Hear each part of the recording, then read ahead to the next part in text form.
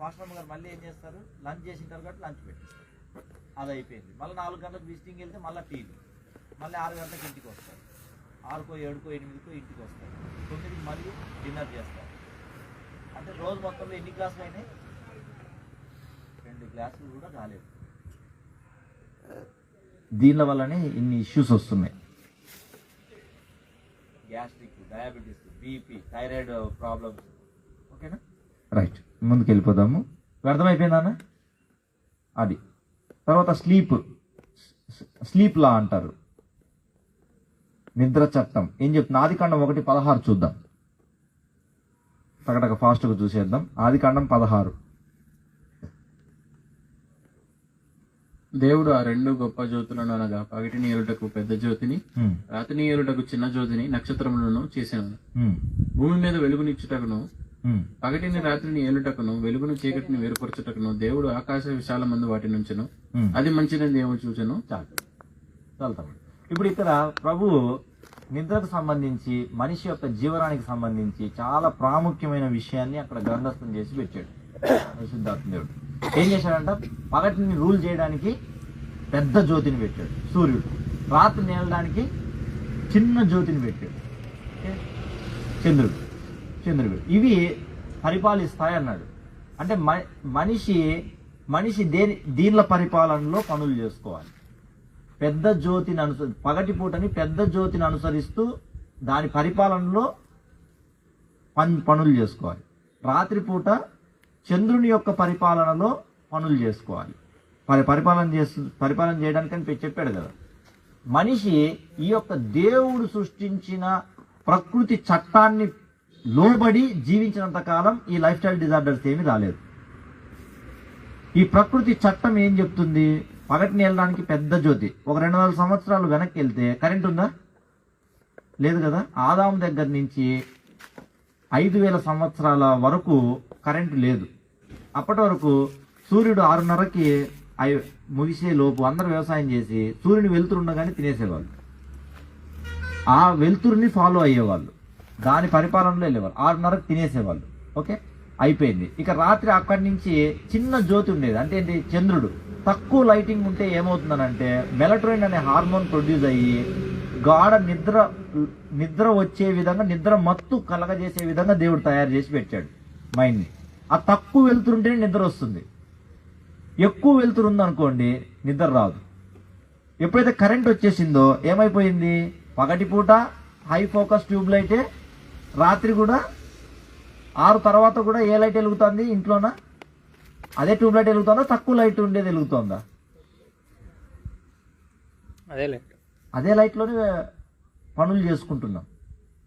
అప్పుడు ఏమవుతుంది? 6 తర్వాత హై ఫోకస్ ట్యూబ్ లైట్స్ కనుక ఉంటే, అదే డేలో ఉండే ట్యూబ్ లైటే కనుక ఉందనుకోండి నిద్ర రాదు. 8 తర్వాత, 9 తర్వాత, 10 తర్వాత, 11 తర్వాత కూడా అదే లైటు. ఇంకా అది కాదని చెప్పి ఫోన్ దగ్గర పెట్టుకొని మెసేజ్లు చూడడము, ఆ కాంతి వల్ల నిద్ర రాదన్నట్టు.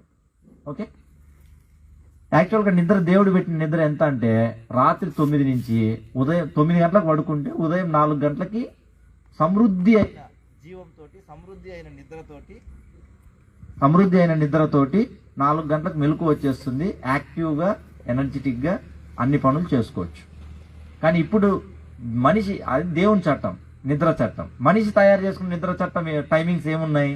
ఇప్పుడు ఏ టైం పడుకుంటున్నారు చాలా మంది సేవకులు, విశ్వాసులు? రాత్రి 9, 10, 11, 12. ఇక్కడ విలేజ్లో ఎంత పడుకుంటున్నారు? 10, 11. అంటే సెల్ ఫోను, టీవీ ప్రభావం వచ్చేసిందా? ఓకేనా, రైట్. 9, 10, 11, 12 దీనిల వల్లనే బాడీలో ఉండే సర్కాడియన్ రిథమ్ అంతా డిస్టర్బ్ అయిపోయి థైరాయిడ్ సమస్యలు, పీసీఓడీలు, పీసీఓఎస్లు, డయాబెటిక్లు ఇవన్నీ కూడా వచ్చేస్తాయి. నాకు ఇది తెలియక ముందు నేను కూడా రాత్రి 11, 12 వరకు పడుకునేవాడిని. ఇది తెలిసిన తర్వాత ఈ హ్యాబిట్ని అలవాటు చేసుకోవడానికి కూడా చాలా సార్లు ట్రై చేసి విఫలమయ్యి ఇంకా లాస్ట్ ప్రభు దగ్గర సరెండర్ అయిపోయి మీరు చాలా అంతే మీరు ఆరోగ్యంగా ఉన్నారు విలేజ్లో ఉన్నారు. కంపేర్ టు సిటీలో ఉండే వాళ్ళతో పోలిస్తే ఇక్కడ ఆరోగ్యంగా ఉన్నారు. నాకు అది రాక లాస్ట్కి స్పిరిచువల్గా గలతీ 2:20 వచనాన్ని గట్టిగా పట్టుకొని, ప్రభువా దీన్ని జయించడం నా వల్ల కాదు, జయించే వాళ్ళు మీరే, నా లోపల ఉండి మీరే దీన్ని జయించేలాగా నాకు శక్తినివ్వండి అని చేస్తే లాస్ట్ 4 days నుంచి ప్రభు అత్యద్భుతంగా జయించే జయజీవితం ఇచ్చాడు. రాత్రి 10 గంటలకు పడుకొని ఉదయం 4 గంటలకు మెలకు వచ్చేస్తుంది. 4:15కి 4:30 to 5:30 మంచి ప్రేయర్ చేసుకొని 5:30 నుంచి వర్క్స్ చేయడం మొదలవుతుంది. సో 9 to 4 అది నిద్ర టైం దేవుడు డిజైన్ చేసింది. ఓకే, నాలుగో చేయడం చట్టం లా ఆఫ్ మూమెంట్స్ సింపుల్గా చెప్పేస్తాను నేను. రోజులో ఎన్ని గంటలు సేవకులు చదువుతున్నారు? సిటీస్లో ఉన్న వాళ్ళని నేను గమనిస్తే రోజు మొత్తంలో అరగంట సేపు కూడా నడవట్లేదు. చెమట రోజు మొత్తంలో ఎన్నిసార్లు పడుతుంది అని అంటే అసలు చెమటే పట్టట్లేదు. దేవుడు పెట్టినది ఏందనంటే అరగంట సేపు నడవాలి, చెమట బయటికి రావాలి. చెమట రాకుండా ఉండేదానికోసం ఫ్యాన్లు, ఏసీలు, కారులో వెళ్ళడాలు, బైక్లో వెళ్ళడాలు, ఇలా వెళ్తున్నంత వరకు శరీర చట్టం డిస్టర్బ్ అవుతుంది. అరగంట ఖచ్చితంగా నడిచేటట్టుగా పెట్టుకోవాలి. నేను కొన్నిసార్లు ఆఫీసుకు కూడా 10 నిమిషాలు నడుచుకుంటూనే వెళ్ళిపోతాను. మార్నింగ్ ఒక అరగంట నడిచేది కూడా ప్రాక్టీస్ చేస్తున్నాను. అలా మనం దాన్ని చేసుకోవాలి. 5వది లా ఆఫ్ యాటిట్యూడ్, ఆలోచన విధానం. ఈ హెల్త్ ఇష్యూస్ పట్ల, ఒత్తిడి కలిగించే విషయాల పట్ల, కుటుంబంలో సమస్యల పట్ల ఆలోచించే విధానం కూడా చాలా ప్రభావం చూపిస్తుంది. అదే లాస్ట్ నేను చెప్పేస్తున్నాను. ప్రావర్బ్స్ 23:7, సామెతలు 23:7. ఇంగ్లీష్లో కరెక్ట్ యాక్యురేట్ మీనింగ్ ఉంది, తెలుగులో కొంచెం డిఫరెన్స్ ఉంది. ఇంగ్లీష్ చదువుదాం. ఆ ఆలోచించే విధానానికి ఈ సమస్యలకి ఏం లింక్ ఉంది దేవుడు పెట్టాడు. సామెతలు 23:7. For he is like one who is inwardly calculating. Yes. Eat and drink, he says to you, but his heart is not with you. Okay, అలా ఉంది. ఇంకా స్టాండర్డైజ్డ్ బైబిల్లో చూస్తేనా ఆ వర్షన్ కింగ్ జేమ్స్ చూడు ఒకసారి. కింగ్ జేమ్స్లో చూస్తే దానికి ఇప్పుడున్న దానికి అసలు మీకు సొల్యూషన్ తెలుస్తుంది. For as he thinketh in his heart, yes, so is he. Eat and drink. చాలు ఫస్ట్ లైన్ ఒకటి ఇంకోసారి చదువు. For as he thinketh in his heart, so is he. చాలు, ఇంకోసారి చదువుతాముడు. అదే For as he thinketh in his heart, so is he. He think in his heart, so he is. అతని హృదయంలో ఏం ఆలోచిస్తూ ఉంటాడో అదే విధంగా తయారవుతాడు.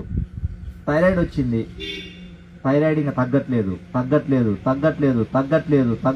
అని ఆలోచిస్తూ ఉంటే నెక్స్ట్ రోజు ఏమవుతుంటుంది? రాబో రోజుల్లో తగ్గుతుందా పెరుగుతుందా? అలా కాకుండా అటువంటి సిచ్యుయేషన్లో మేమేం గైడ్ చేస్తామంటే ప్రభు చెప్తున్నది ఏంది? విశ్వాసపు కలిగిన ఆలోచనలను చేయాలి. ఇది తగ్గిపోయేటట్టుగా ప్రభు నాకు ఒక వ్యక్తి ద్వారా మార్గం చూపిస్తున్నాడు. రాబో రోజుల్లో ఇది తగ్గిపోయింది, ఇంకో 90 రోజుల్లో నేను బాగైపోయాను అని ఆలోచించేదాన్ని ప్రాక్టీస్ చేపిస్తాం. అద్దం ముందు కూడా అదే 10 సార్లు చెప్పిస్తాం. దాన్ని బైబిల్లో విశ్వాసపు కలిగిన మాటలను పలకాలి. ఇంకో 3 నెలల్లో తగ్గిపోయింది అని ఆలోచిస్తూ ఉంటే ఏమైపోతుంది? తగ్గిపోతుంది. ఓకే, తర్వాత ఈ సమస్య తగ్గట్లేదు, పెళ్లి కావట్లేదు అని ఆలోచిస్తూ ఉంటే ఆ ఒత్తిడి ఏమైపోతుంది? నిజంగానే పెరిగిపోతుంది. అలా కాకుండా ఇంకొక 90 రోజుల్లో సమస్య పోయింది, వెళ్ళిపోయింది, దేవుడు తీసేశాడు అని ఆలోచిస్తూ అదే పలుకుతూ ఉంటే అయిపోతుంది. చాలా అది చిన్నప్పటి మనిషి ఒక రోజులో 70,000 ఆలోచనలు చేస్తాడంట. 70,000 ఆలోచనలు చేస్తాడు. అందులో 90% నెగిటివ్ ఆలోచనలే ఉంటాయంట. రీసెర్చ్లో తెలిసిందే. ఎందుకు? ఆదాము పండు తినక ముందు బాగానే ఉన్నాడు. పండు తిన్న తర్వాత ఏమైపోయింది? మైండ్ కరప్ట్ అయిపోయింది. మీరు చిన్నపిల్లలను చూడండి, చిన్నపిల్లలు నడుస్తూ పోతూ ఉంటే వాడిని ఏమంటారు? పడతావు అనగానే కొద్దిసేపు తర్వాత వాడు ఏమైపోతాడు? నిజంగానే పడిపోతాడు. ఏమంటారు? నేను చెప్పాను కదా, నిజంగానే పడ్డావు. అలా కాకుండా జాగ్రత్తగా వెళ్తే పడవు, నెమ్మదిగా వెళ్తే పడవు. అంటే వాడు కూడా ఏం ఆలోచిస్తాడు? నెమ్మదిగా వెళ్తే పడవ. మా పాప అలాగే చెప్పింది. నేను ఇలా ఆలోచిస్తూ ఉంటేనా ఒకసారి వేరే ఇంటికి వెళ్ళాం. ఫాస్ట్గా పరిగెడుతూ ఉంటే పడతావు అన్నారు వాళ్ళు. జాగ్రత్త, పడతావు అంటే జాగ్రత్తగా వెళితే పడము అన్నది అన్నట్టు మా పాప. అంటే అంత వాతావరణంలోన ఆ పాజిటివ్ కలిగించే ఆలోచనలు కలిగించే దాంట్లో మనం మారాం. దేవుడు మార్చాడు. 90% ఆలోచనలు నెగిటివ్, 90% మాటలు నెగిటివ్ ఉంటాయి. మీరు గమనించండి, తల బాగా నొప్పిస్తుంది అనుకో, తల పగిలిపోయేటట్టుంది అంటారు. తల పగిలిపోయేటట్టుంది, అది పాజిటివా నెగిటివా? అలా కాకుండా తగ్గుతోంది, కొంచెం తగ్గింది, 1% తగ్గింది, 5% తగ్గింది, తగ్గుతోంది, ఈ టాబ్లెట్ వేసుకుంటే తగ్గిపోతుంది, ఇది పాజిటివ్. ఇది ఆలోచించే విధానం. వీడు మారడు అంటే నిజంగానే మారడు. పాల్ యాంగిచో గారు దీని మీద చాలా డీటెయిల్డ్ మెసేజెస్ చెప్తారు. ఫెయిత్ మీద ఒక 2 బుక్స్ కూడా రాశాడు. 4th డైమెన్షన్ పార్ట్ 1 పార్ట్ 2 ఉంటుంది, మీరు తర్వాత చదువుకోండి. చాలా ఎక్స్ట్రాడినరీ రాశారు. ఏదైతే మనం కావాలనుకుంటున్నామో దాన్ని మనం మన హృదయంలో ఆలోచిస్తూ, అదే పలుకుతూ, అదే దాన్ని చూస్తూ ఉంటే అదే విధంగా అవే మన జీవితంలోకి ప్రభు రాబో రోజుల్లో పంపిస్తాడు. పర్టికులర్ డేట్ అనుకుంటే ఇంకా మంచిది. నేను ఒక కొన్ని నెలల ముందు బైక్లో తిరుగుతూ వెళ్ళేవాడిని. నా టీంతో కూడా నేను చెప్పేవాడిని, తమ్ముడు రాబో రోజుల్లో దేవుడు మన టీం అందరు కారులో తిరుగుతారు అని చెప్పేవాడిని. అదే నేను చూసేవాడిని. అందరు టీం అంతా తిరుగుతూ ఉన్నాం, 10 మంది కారులో వెళ్తున్నాం, కుటుంబాలని బాగు చేస్తున్నాం అని చూసేవాడిని. ఇప్పుడు కారులోనే వచ్చాం. ఓకే, డ్రైవింగ్ చేసేటప్పుడు కూడా చాలా భయం ఉంటుంది. ఫస్ట్ భయం చాలా ఉంటుంది. ఏమన్నా తగులుతుందేమో అని ఆలోచిస్తే ఉంటే నిజంగానే తగులుతుంది. అలా కాకుండా నేను నడుపుతూ ఉన్నాను, చాలా వేగంగా నడుపుతూ ఉన్నాను, చాలా ఫాస్ట్గా జాగ్రత్తగా నడుపుతూ ఉన్నాను, అంత అలర్ట్గా నడుపుతూ ఉన్నాను. దేవుడు నాకు ఎక్స్ట్రాడినరీ స్కిల్ ఇస్తున్నాడు, దాని భద్రతని ఇస్తున్నాడు. నేను క్షేమంగా వెళ్తూ ఉన్నా, క్షేమంగా వస్తూ ఉన్నా, ఇంటికి ఎంటర్ అవుతున్నా అని మనోనేత్రాలతోటి మనం ఆ విజన్ని చూడాలి. దట్ విజన్, యోసేపు ఏదైతే విజన్ని చూశాడో, రాబోయే సంవత్సరాల్లో నేను రాజును అవుతున్నాను, మీరందరూ నా స్థాయిలో పడుతున్నారు, ఆ పిక్చర్ని చూడాలన్నట్టు, ఆ విజువల్ వీడియోని చూడాలి మనం. థైరాయిడ్ రిపోర్ట్ నేను టెస్ట్ చేసుకున్నాను, నార్మల్ వచ్చేసింది. డయాబెటిక్ HbA1c 5కి వచ్చేసింది. అలా విజన్స్ చూడాలి మనం. ఓకే, అప్పుడు దాని మీద ఉంటుంది. ఇలా చాలా ఉంటాయి, డీటెయిల్డ్గా మనం కంప్లీట్ చేసేసుకుందాం. ఓకేనా? ఫైనాన్షియల్గా కూడా అంతే. అప్పులు పెరుగుతున్నాయి కాదు, ఇంకొక 1 year తర్వాత నా బ్యాంక్ స్టేట్మెంట్లోన 10 lakhs ఉన్నాయి, ప్రింట్ అవుతోంది. ఓకే, అంటే ఇవన్నీ ఎందుకు చెప్తున్నానంటే స్ట్రెస్ ఎక్కువ అవుతుంది. స్ట్రెస్ ఎక్కువ అవడం వల్ల హెల్త్ మీద ఇంపాక్ట్ అవుతుంది, అన్నట్టు బాడీ మొత్తం డిస్టర్బ్ అవుతుంది. ఓకే, సో ఆలోచించే విధానం 5వ చట్టం కూడా చాలా important. As a man think in his heart so is he.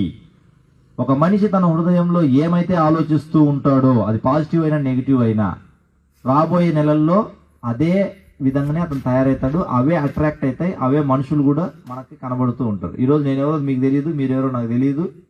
But మీ హృదయాల్లోన ఒక సమస్య నుంచి బయటపడడానికి ఏదైతే చేస్తూ ఉంటారో ఆ విధంగా అటువంటి మనుషుల్ని మనం అట్రాక్ట్ ప్రభు వాటిని మన జీవితంలోకి ఎంటర్ అయ్యేటట్టుగా, ఆకర్షించబడేటట్టుగా చేస్తూ ఉంటాడు. అదొక నియమం ఉంటుంది, లా ఆఫ్ అట్రాక్షన్ అంటారు దాన్ని మీద తర్వాత చూసుకుందాం. అవే విశ్వాసం కలిగిన మాటలు పలకాలి. మరి దీని నుంచి బయటకు పడాలంటే ఇవన్నీ చాలా మందికి తెలుసు. ఈ అలవాట్లు చేసుకోవాలి. నీళ్ళు తాగాలని మీకు తెలీదా? తెలుసు. మంచి ఆహారం తినాలని తెలీదా? తెలుసు. మంచి అలవాట్లు చేసుకోవాలని తెలీదా? తెలుసు. త్వరగా పడుకోవాలని తెలీదా? తెలుసు. అలవాట్లు అన్ని మంచివి, వాటిని చేసుకోవాలి అని. కానీ చేసుకోగలుగుతున్నామా?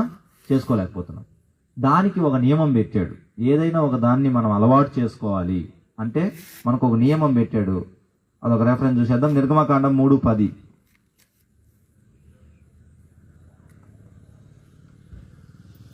నిర్గమకాండం 3:10. కాగా రమ్ము, నిన్ను ఫరో యొద్దకు పంపెదను, ఇశ్రాయేలీయులైన నా ప్రజలను నీవు ఐగుప్తుల నుండి తొడుకుని పోవాలని. చాలుతాం. ఇక్కడ ఏం చేశాడంటే, ఇజ్రాయెల్ ప్రజలందరూ ఐగుప్తులో బానిస బతుకులుగా ఉన్నారు, వాళ్ళని అక్కడి నుంచి విడుదల ఇచ్చేసి, ఓకే అయిపోబడి ఆ విడుదల ఇచ్చేసి ఇజ్రాయెల్ దేశానికి తీసుకెళ్ళాలి అని అనుకున్నాడు. అక్కడ మోషేని ఒక లీడర్గా పెట్టాడు. ఎందుకు మోషే లేకుండా డైరెక్ట్ దేవుడు వాళ్ళని మేఘంలో నుంచి నడిపించేసేయచ్చు కదా. అంటే ఏంటిదనంటే ఒక డివైన్ లా ఏంటిదనంటే ఈ భూమి మీద చాలా సందర్భాల్లో ఒక మనిషిని లీడర్గా ఎన్నుకొని వాని ద్వారా ప్రభువు నడిపిస్తూ విడుదలిస్తూ ఉంటాడు. కాబట్టి మీరు ఈ అలవాట్లన్నీ కూడా చేసుకోవడానికి మీకు ఒక దేవుని యొక్క గైడెన్స్లో నడిచే ఒక నాయకుడు అనేవాడు అవసరమవుతాడు అన్న. ఓకే, ఆ విధంగా మీరు